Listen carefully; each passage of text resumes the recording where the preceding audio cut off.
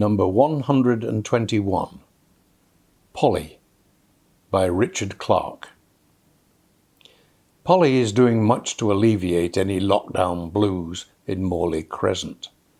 Phone calls to the sheltered, a poem for our time competition, and pictures of very flamboyant hats for children to colour, an accompaniment to Hat of the Week. Who would now ever know of Polly's halcyon days as a top 60s model, no stranger to Paris, Milan and Rome? Tonight Polly, wobbling slightly on her garden seat, looks a picture, with a touch of Winterfrost lipstick and a dab of Chanel. She's wearing a wide-brimmed cream straw hat, trimmed with a plaited band of navy ribbon, froths of peach organza, clinging rosebuds, and midnight blue feathers, a scarlet boa flung carelessly, and chunky gold earrings. With a generous cheque from a leading London designer from way back when, and numerous donations, Hat of the Week, etc., has so far raised £1,000 for the NHS. Clapping for carers is, for Polly Mackenzie, a golden opportunity to show off her collection of hats. Now, every Thursday after the Archers, there she is, perched precariously on her garden seat, statuesque amongst the neatly trimmed privet, displaying Hat of the Week to perfection. Polly's glorious collection of hats, only once a day away from the Morley Medical Centre spring auction, are now unpacked, requisitioned, and in their own unique way, raising money for the NHS. Fashion personified is Polly, her style at 70 reflecting her more bohemian approach to life. Silver hair swept up, tall and elegant in long black skirts that swish, floral print waistcoats and multicoloured self-crocheted scarves, and now, on Thursday nights, a feather boa, and, of course, Hat of the Week. Her collection of earrings, a joy both as an adornment to Polly's ears, or on the Norwegian spruce at Christmas. Number 122, Mrs. Shrewditch, by Rufaro, Chikwanda. Mrs. Shrewditch was a wiry-lipped lady who stood about as tall as her intellectual capacity. She was stocky, stubby, stout, and stomped through the streets as if the sun had sucked out the stock of her soul. A bush grew just above her furrowed brown eyes, and her nose indicated the direction of her temperament. Her florid face was enough to ignite a blaze of terror in any young child. The flushed mien of her countenance, it mirrored the hue of the untamed mane of hair which grew out of her head. It capered in the torrid, blistering surge of vexation she wreaked into existence with every stride. Her feet were clothed in inky, glossed dragon's claws. Her skin bulged out of the buckles like lava in a volcano. The lava spewed from her neck to just below her knees. The dress she wore was a murky orange. The garment had a rigidity to it which was almost indescribable, and streaks of yellow stains patterned the dress moderately. Oh, Mrs. Shrewditch, indignant, ill-bred, intolerant, illiterate, insolent, how forlorn she was to obtain satisfaction by patrolling the streets of the neighbourhood. When in sight, the little girls screeched and the little boys cried, and the parents of the little children hastily returned to their homes. A pandemic had broken out, and this lady was assuredly the subsidiary cause of the fearful frame of mind that had entered the area. Nonetheless, the bitterness of the cold air on the streets required the added heat. The wind was also suffocated by the vile stench which left her body, a mingle of stale blue cheese and lakes of dust.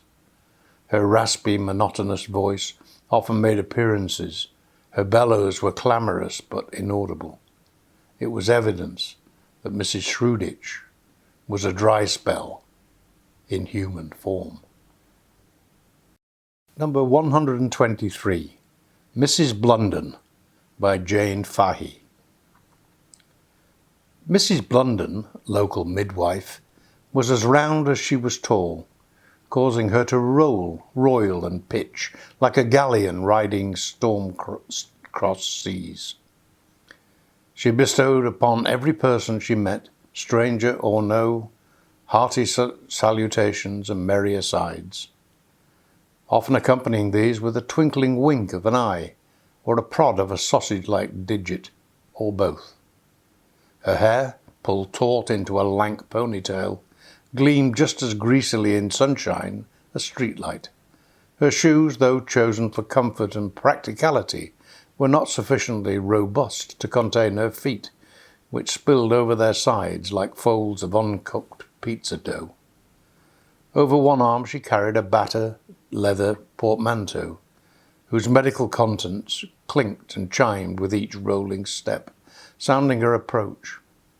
An aura of wheezy good-natured reliability accompanied Mrs. Blunden on her visits, leaving her parents-to-be feeling as though they'd been wrapped in a comforter woven from angora and expertise. Number 124. Sebastian Bark by Colin, Chattenton. With a shout, Mr. Sebastian Bark laboured across his front garden in futile pursuit of the masked thief boy.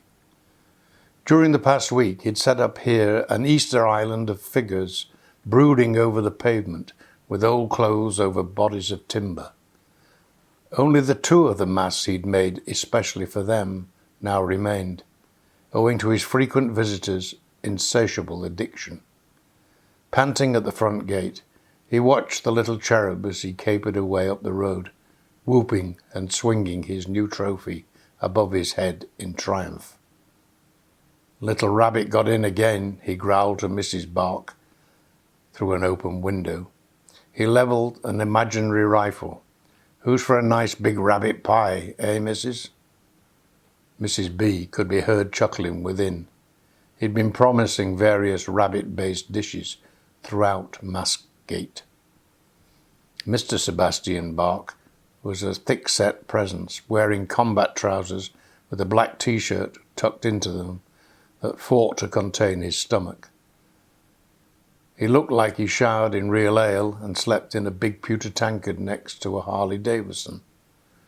His Henry VIII head was ornamented on one side with a short goatee and on the reverse by a long plait. On top sat a black and red handkerchief knotted at the back. This and an earring dangling from one lobe suggested a pirate. For a minute, Bark allowed his imagination the pleasure of dwelling on the bringing together of a certain small boy with random implements of torture. He muttered something that sounded suspiciously like decapitation, followed by something like, "No, too quick." With that, he began his weekly crafting show that had become such an unexpected YouTube lockdown sensation.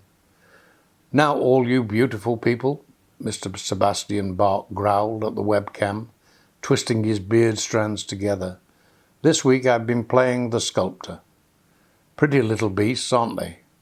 And at least he could delay telling Mrs. B that the mask the boy had run off with used to be 3 of her scarves. Number 125. April Whiskey by Bryan, Rhône. April Whiskey awoke from her slumber and realized the time past her normal time to leave home for work had passed. She decided not to have breakfast. She decided also not to apply makeup to her face. April had a strong presence everywhere she went. She radiated joy and peace everywhere she went, at least most of the time. Her ginger hair was full of curls, and her vivid large brown eyes looked at you like searchlights. Her smile covered her entire face, and her laughter would echo around the valley. However, this could change, like the weather, into a screaming warrior ready to assassinate your character. April closed the door of her 18th century cottage and locked the heavy front wooden door and hid the key under the red flower pot containing a blueberry bush. April walked along the footpath leading to her garage. It contained her car, which she loved. Because she was late for work, she decided to use her pink and white motorbike. She loved the freedom in the open air and the speed. She took her crash helmet out of the cupboard and put it on. The pink and white helmet matched the colours of her bike. She had a picture of a pink dolphin on the helmet. She pushed the bike out of the garage, started the engine, and away she went. A group of teenagers waved to her. She looked at them and waved back. She did not notice an obstacle on the road ahead. The motorbike hit it, and she lost control of the motorbike, flew into the air, and landed in a wet ditch. I'm glad I did not put on makeup, she thought. Angel Whiskey took her last breath and died. Angel Whiskey was a COVID-19 nurse. Number 126, Ms. Doppelt by Rachel Cunningham. Ms. Doppelt was and was not at all times and at no time whatsoever. Her diminutive stature and doll-like hands seemed a poor adversary for the time that stretched before and, if some were to be believed, behind her. Despite her round cherubic countenance, free of the permanent etchings of the clock's heavy hands, her youth was far from an agreed point. Her figure, typically draped in some shapeless pastel dress, and her cascading blonde hair dithered between a young girl's and a world-weary matron's, depending on her beholder. The blue in her eyes was clouded with the greyness of knowing that one does not know everything, which in turn hints that one knows a great deal, seeming at odds with the childish glint that spun from them, with any insinuation of a smile upon her lips. And what lips they were! Roses of the palest pink, clutched in the hands of hopeful suitors, envied those delicate petals that framed her speeches so prettily that her lovers could be forgiven for failing to catch a single word that ever fell from them. Had they not been so transfixed, they might have noted the deep corners of her mouth, twitching like tectonic plates, a whisper of an ancient and energetic threat. As enigmatic as her age were her moods, which varied so often as to offer the Irish weather a lesson. No one knew where they stood with her, and no one knew her from where they stood. Neither did they know where her money came from, partial as they were in assisting her spending it. Her soirees were legendary, memorable insofar as one expected to leave with no memory of the occasion at all, yet galvanized with the determination to attend another at the earliest opportunity. Number 127, D by Alice Dunn. For the first time ever, D blended in. His height had never been up to much, as stunted as his ambition. Hair, while, like a permanent party he couldn't be bothered to host, keen to reach out to as many odd, implausible guests as possible. Ladybirds, wriggling greenfly, creeping, and caterpillars sleeping it off in his curls, resting around his shoulders. Since lockdown, everyone had caught up with him, not a challenge normally, since D moved slowly, absorbing the sights through the soles of his greying trainers, slip-on, why expend energy on laces? He was a trendsetter, this he knew. The world was now similarly unkempt, forced to experience his pleasant, measured pace of thought. He believed clothes needn't ever be changed unless the most recent spill of soup risked a particularly bad burn. His sweatshirt ate almost as well as he did, wearing last week's fodder with pride. Laziness was in his name, draped around him like the mare's chains. He was born D, but when he realized that he could economize and do away with the superfluous vowels, he jumped up, clipping his heels together by accident, and had to nap for an entire day, his rounded body shocked, not used to such exertion. He was miles ahead of his time, but he kept it quiet, always conserving his personal energy, routinely recycling rubbish into unique objects. Perhaps that's why he had to take it so easy, so often. He was bilingual in the languages of resting and mindfulness. His confusion was immeasurable the day his neighbour replied to his polite, "How are you?" query.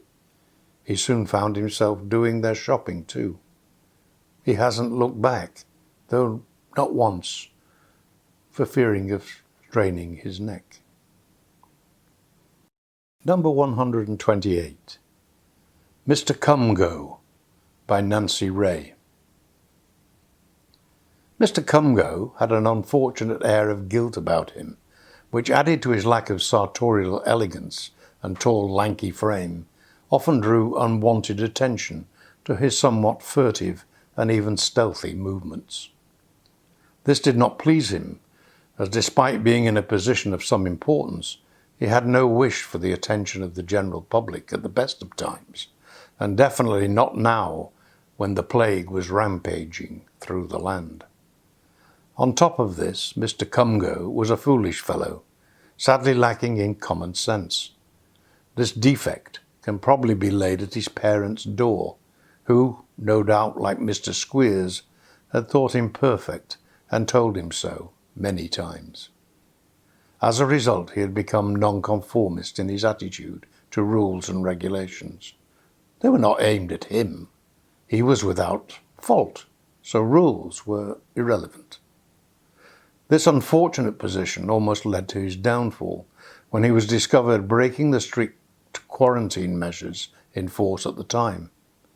When challenged, he produced a garbled tale which did not stand up to close scrutiny. Indeed, it was a pack of lies. This did not, however, denote remorse. He just could not understand what the fuss was about.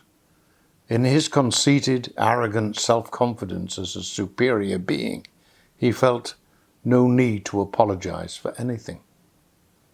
Sad to say, Mr. Cumgo, a public servant with neither compassion nor humility, the two essential prerequisites for such a position, now finds himself constantly in the limelight, the butt of pamphleteers and cartoonists who are having a field day promoting his notoriety in prose, verse, and scurrilous sketches. The effect of this has made him extremely angry and sullen, but still unrepentant, and scandalously still in a job for which he is eminently unsuited. Number 129. Miss Benson by Angela Wren. Florence Benson dressed with care in anticipation of her expected visitor. Despite her solitary 72 years, she recognized a good-looking man when she saw one, and Mr. Tony Wilkinson, a bachelor on the verge of 40, was undoubtedly that. A vision of Stendhalian severity in scarlet blouse, black skirt and cardigan with a string of cultured pearls providing the only relief, she scanned her reflection in the antique cheval mirror and straightened her collar.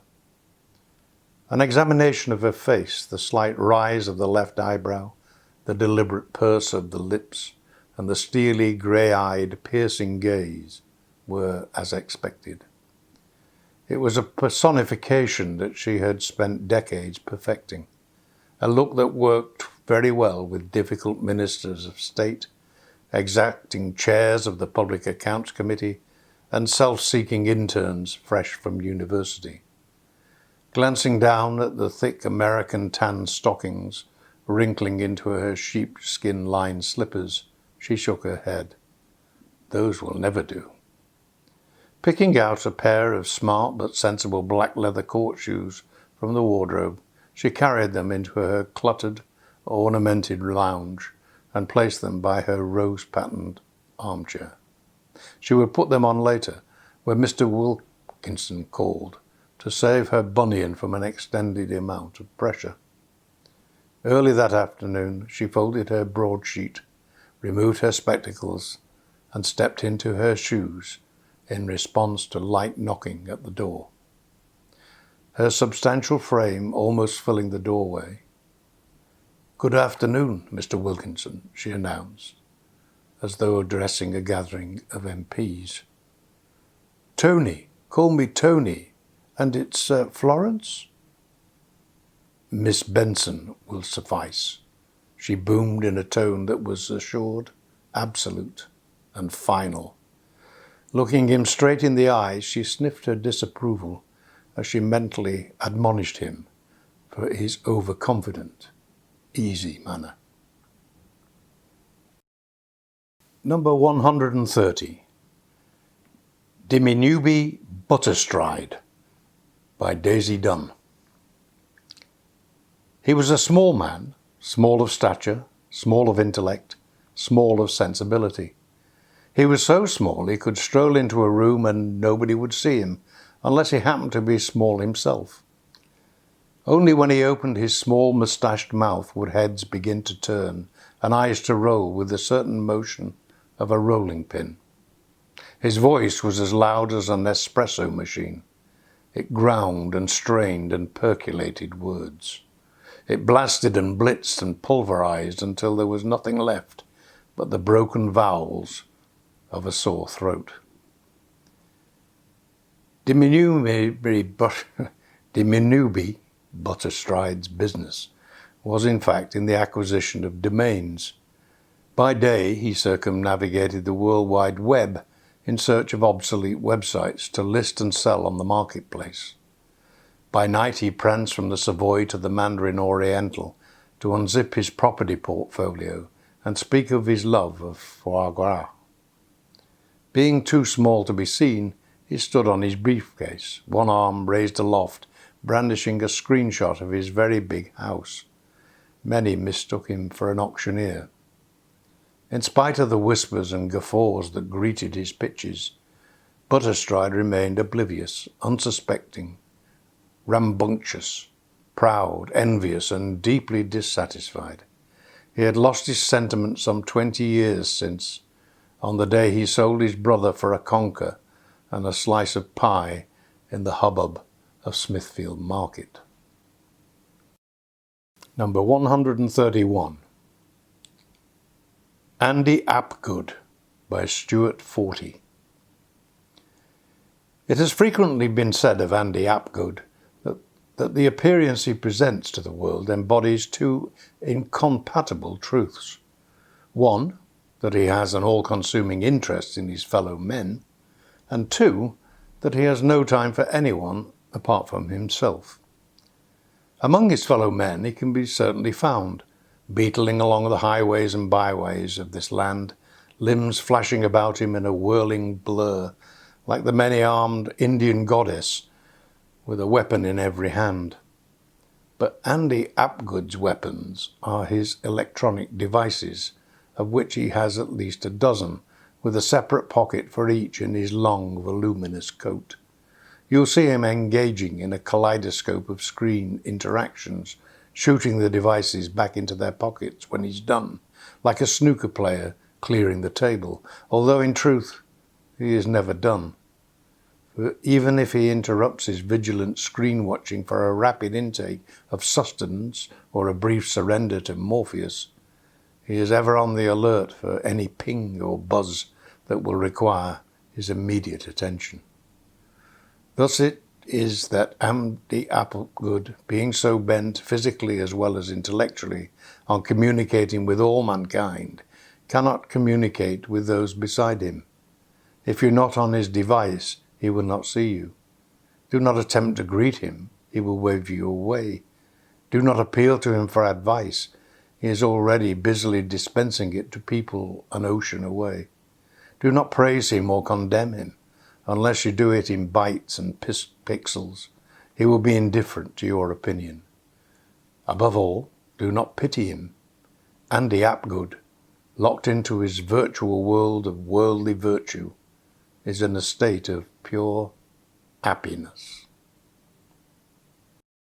Number 132, William Connolly, Jr., by Edith Robson.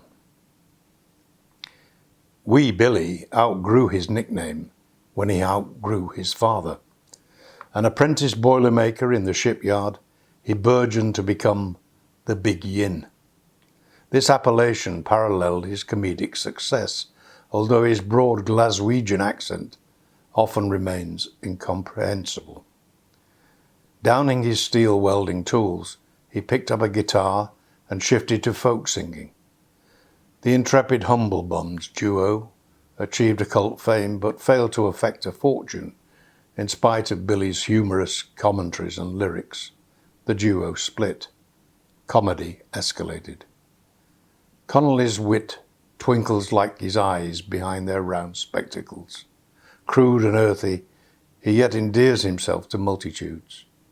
But vocabulary fit for Chaucer is inappropriate at wealthy drawing rooms.